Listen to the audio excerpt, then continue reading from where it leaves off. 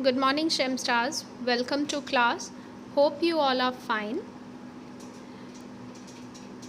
Today we will start with our new chapter of class 11 Sociology, that is introducing Western Sociologist. Three major social processes develop the intellectual ideas and materialistic aspect that went into the making of sociology as a discipline. These social processes were the age of reason or enlightenment, the French Revolution, and the third one is the scientific or industrial revolution. The modern era in Europe and the conditions of modernity that we take for granted today were brought about by these three major processes.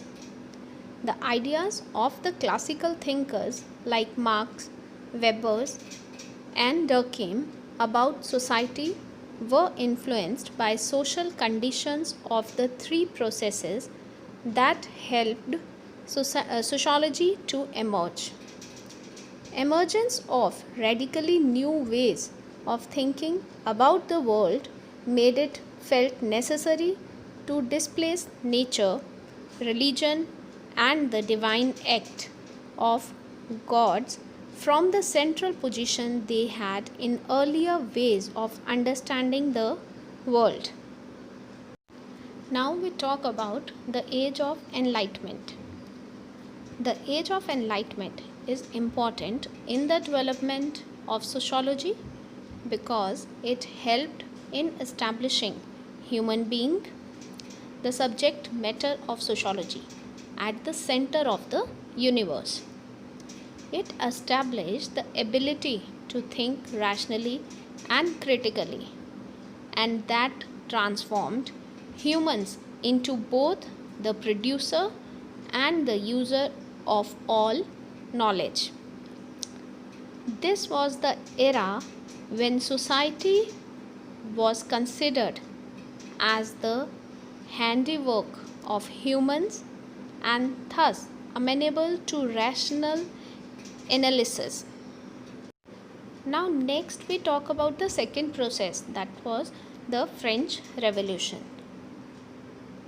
It was introduced political sovereignty at the level of individuals as well as nation states, questioning the legitimacy of privileges inherited by birth was made possible due to Declaration of Human Rights. The freedom of individuals from the oppressive rule of religious and feudal institutions became possible due to political sovereignty. Every citizen was given equal rights before the law and other institutions of the state, separated the private realms from the public sphere, and state had to respect individual autonomy without intruding it. Ideas like liberty, equality, fraternity become the watchword of the modern states.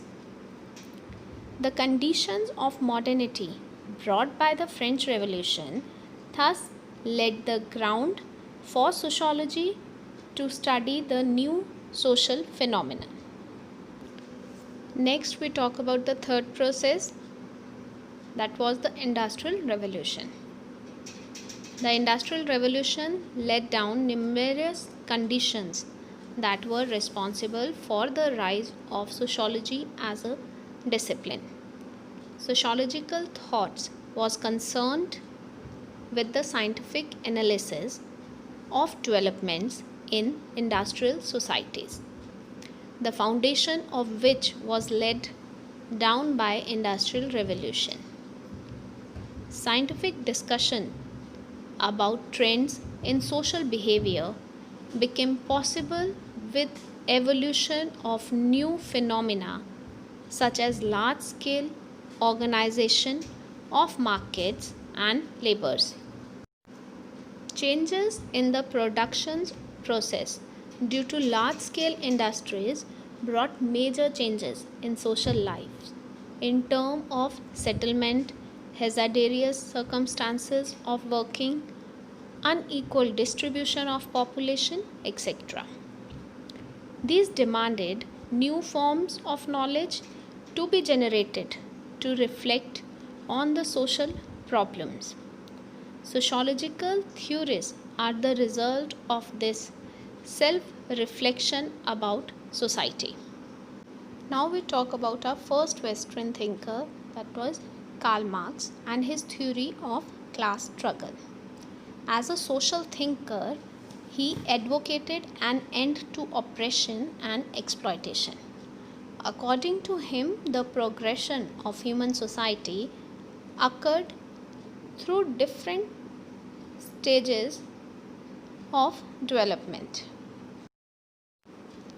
The theory of class struggle, according to Karl Marx, was a process of bringing change in the capitalist society.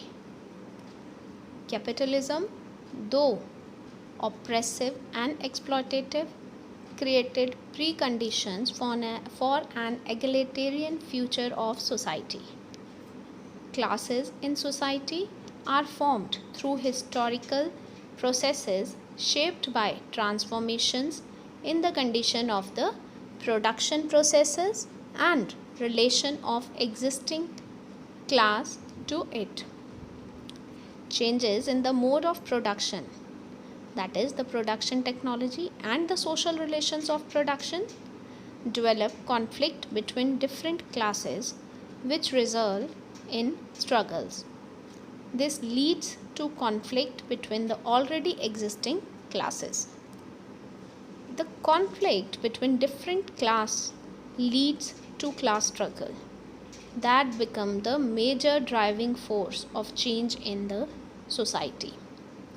In each era, a particular kind of class struggle evolved between the oppressor and oppressed classes.